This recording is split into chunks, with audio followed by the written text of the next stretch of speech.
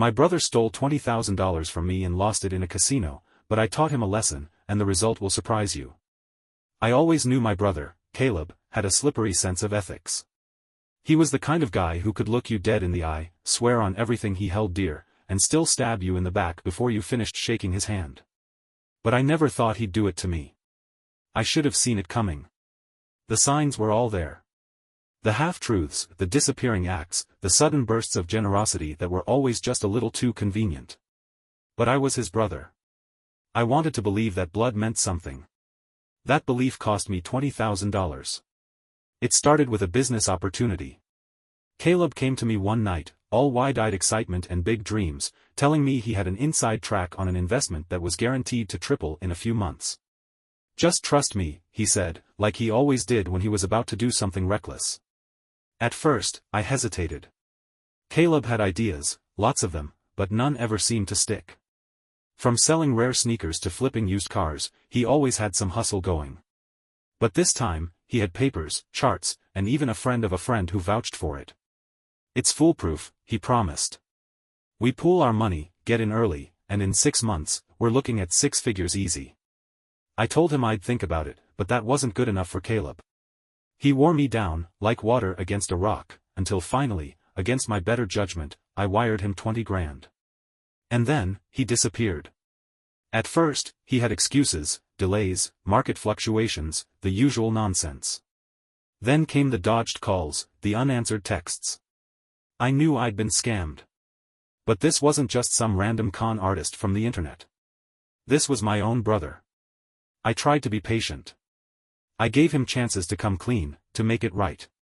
But Caleb? He was enjoying the high life. My money went to expensive nights out, luxury watches, and a trip to Vegas he was dumb enough to post about on social media. That was the last straw. I wasn't going to take this lying down. He thought he could steal from me and walk away unscathed? Oh, no. It was time to teach my dear brother a lesson he'd never forget. I didn't want revenge. I wanted justice. And justice, in this case, meant making Caleb regret every dollar he stole from me. The first step was finding out exactly where my money went. That part was easy. Caleb had the financial discretion of a teenager who just got their first paycheck. I spent a few nights scrolling through his social media, making notes. Luxury dinners. VIP lounges. A Rolex on his wrist that definitely hadn't been there before. But the most interesting detail? The Vegas trip. Caleb wasn't just there to party. He was playing high-stakes poker. That meant one of two things: either he'd hit it big, or, more likely, he'd burned through everything he had, including my money. I needed proof. So I did what any sane, rational person would do: I hired a private investigator. It cost me a little more than I'd like to admit, but within a week, I had everything I needed. Caleb had gone on a losing streak in Vegas, blowing thousands in a single weekend. Then, like the genius he was, he took out a loan from a less-than reputable lender. A loan with an interest rate that made credit card companies look like charities. Now, Caleb had two problems: me, and the kind of people who don't send overdue notices, they send enforcers. Perfect. I waited until he came crawling back. It took 2 weeks. 2 weeks of him dodging me, thinking he could outrun his problems. Then, late one night, my phone buzzed. Caleb's name flashed across the screen. I let it ring twice before picking up. "Hey, man," he started, his voice too casual. "Been meaning to call you. Things have been crazy." I leaned back in my chair, smiling. "Oh yeah?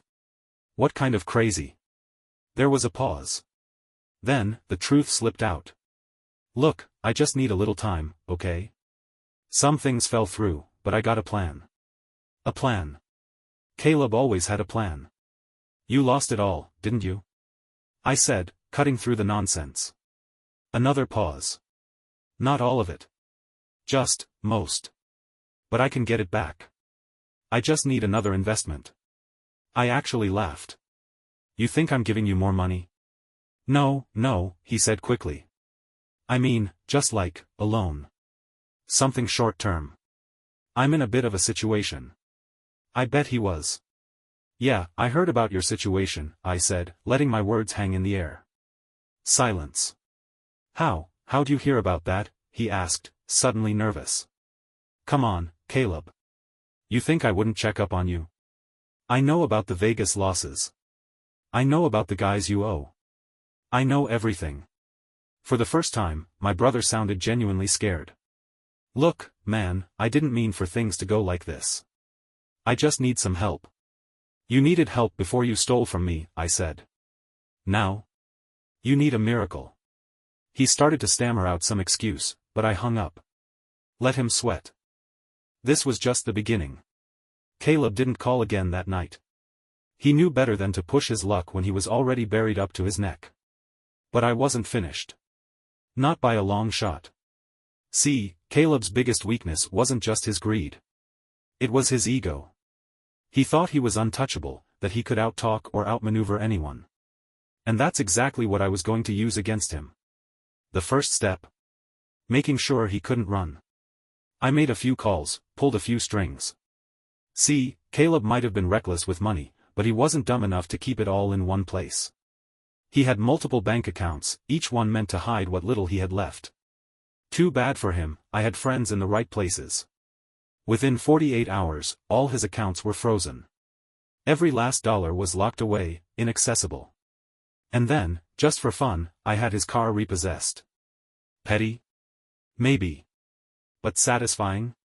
Absolutely. 3 days after our phone call, Caleb finally showed up. I was at my usual bar, enjoying a drink, when I saw him walk in. He looked different. The usual cocky swagger was gone, replaced by something closer to desperation. His clothes were wrinkled, his hair was a mess, and there were bags under his eyes. Brother, he said, forcing a grin as he slid into the seat across from me. Been a minute. I took a sip of my drink, not bothering to respond. Let him talk first. Listen, he continued, rubbing his hands together like he was working up to something. I know I screwed up. I messed up big time. But I got a way to fix this. You just gotta trust me one more time. I raised an eyebrow. One more time? You stole 20 grand from me. Lied about it. Gambled it away. And now you think I'm gonna do what, invest again? Caleb swallowed hard. I don't need an investment. I just need some help. You locked up my money, didn't you? I didn't answer. He knew the truth. Man, you don't get it, he said, leaning in. The guys I owe? They're not the kind of people you ignore. They gave me a deadline. I have 3 days to come up with the money, or... He didn't finish the sentence. He didn't have to. Sounds like a you problem, I said, setting my glass down. Caleb's jaw tightened. Come on, man. I'm your brother. I laughed. You weren't my brother when you stole from me. For the first time, I saw something flicker in Caleb's eyes. Fear. Okay, he said, exhaling sharply. Okay. You win. Just tell me what I gotta do. And that's when I knew I had him. You're gonna pay me back, I said. Every cent.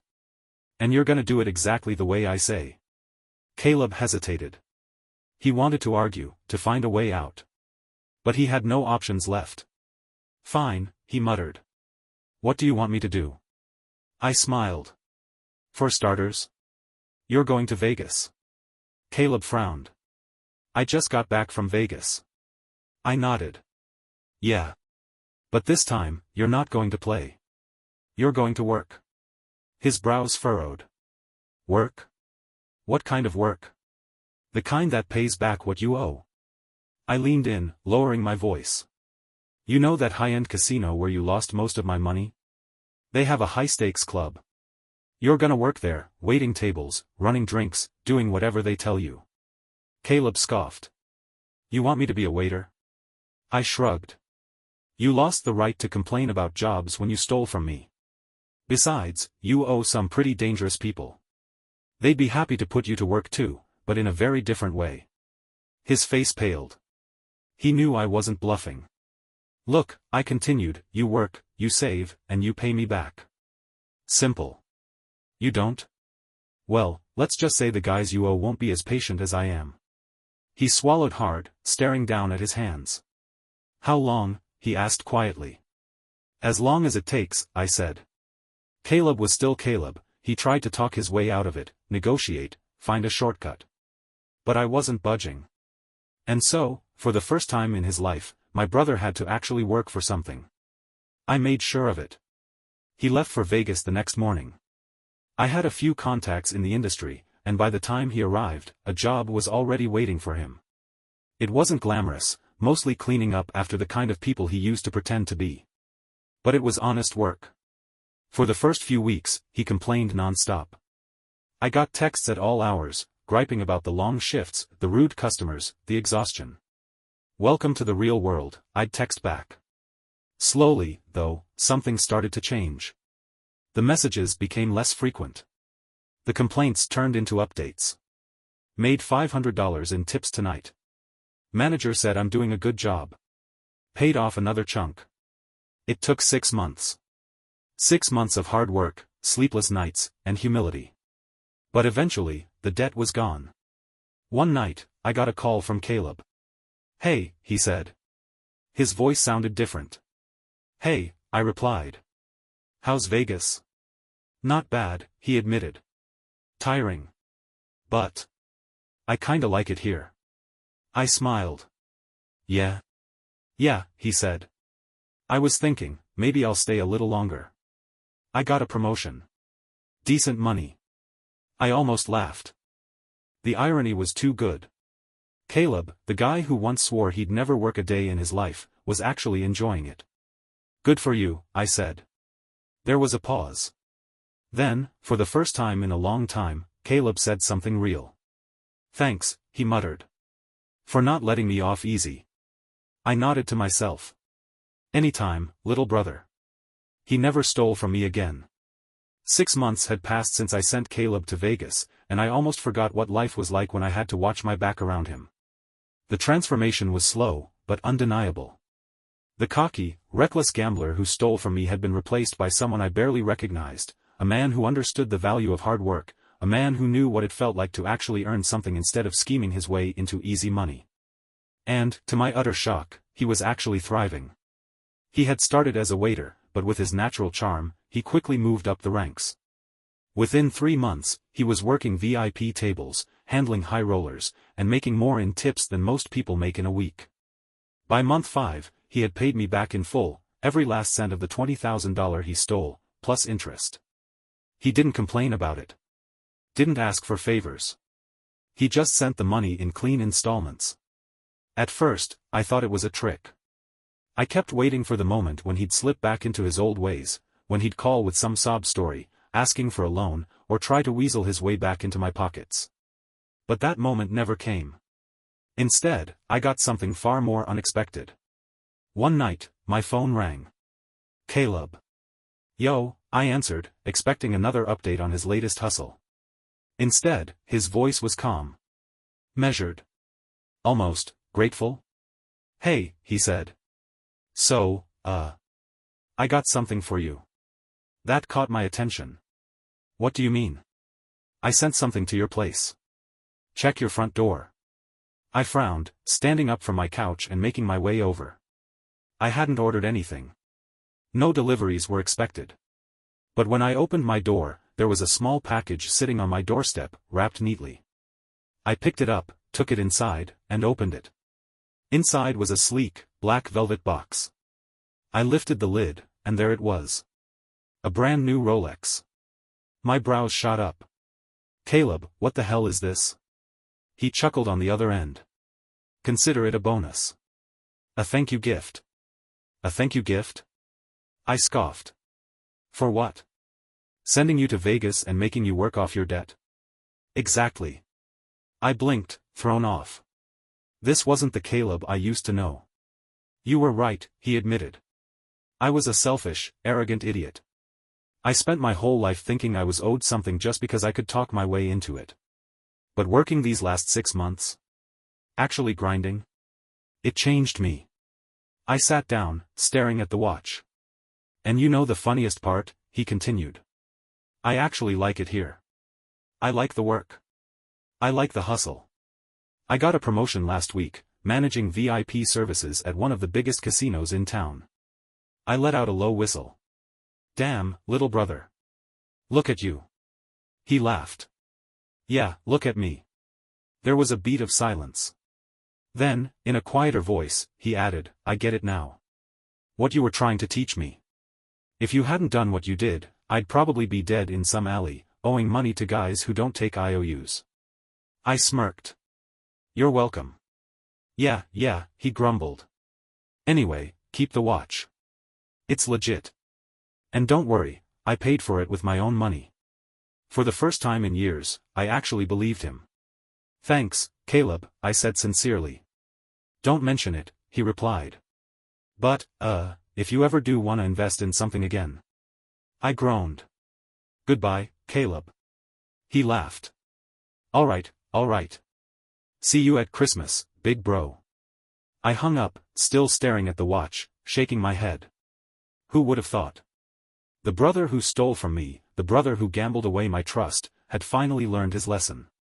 And in the end, maybe, just maybe, I got my brother back. 1 year later. If you had told me a year ago that Caleb would turn his life around, I would have laughed in your face. But here we were. Not only had he paid me back, but he had stayed in Vegas, making something of himself. Over time, he went from VIP host to managing private events for some of the biggest names in the city.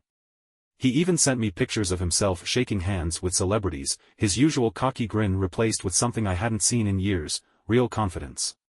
Then, last month, I got an invitation in the mail. You're invited to the grand opening of the Smith Room at the Venetian, hosted by Caleb Smith. I had to read it twice. Caleb had gone from a broke con artist to running his own exclusive high-roller lounge at one of the most prestigious casinos in Vegas. I flew out that weekend, half expecting this to be some elaborate trick. But when I walked into the Carter Room, I realized it was real. The place was incredible, plush leather seating, crystal chandeliers, high-stakes poker tables where millionaires laughed over drinks. And right in the center of it all was Caleb, shaking hands, laughing, working the room like he was born for it. When he saw me, his face lit up. You actually came, he said, clapping me on the shoulder. You actually did something with your life, I shot back. Didn't see that coming. He grinned. Yeah, well, turns out, I'm pretty good at running things. Guess it runs in the family. I raised an eyebrow. Just don't go stealing from your business partners. He laughed. Lesson learned, man. And for the first time in years, I believed him. That night, as I sipped whiskey in the lounge my brother had built from nothing, I realized something. I had set out to punish Caleb. To make him regret what he did. But in the end, I had done something far more important. I had given him a reason to change. And for that, I would always be proud. Thank you for watching the video, like it if you watched the video to the end and don't forget to subscribe. Have a nice day.